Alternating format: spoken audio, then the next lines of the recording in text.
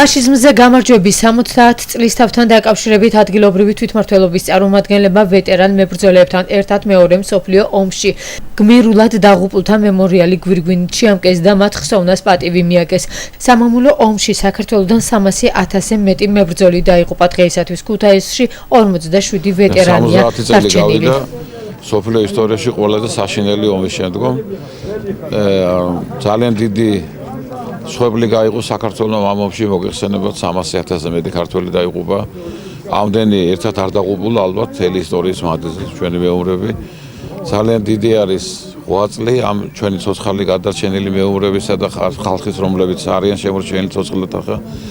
მათ ძალიან რთული და დიდი ცხოვრება გამოვლეს და პირველ რიგში ულოცავ მათ ამ დღეს. ძალიან საზეიმო განწყობა არის და 70 წლის იუბილე იმ დიდი გამარჯვებისა, ფაშიზმზე გამარჯვების, რომელსაც მთელი ქვეყანა და ზოგადად მთელი მსოფლიო ზეიმობდა და ძალიან ბევრი ქართველი შეეწირა და იცით თქვენ რომ ერთად აღებული ამდენი ქართველი თითქმის არც ერთ ბრძოლაში არ დაღუპულა.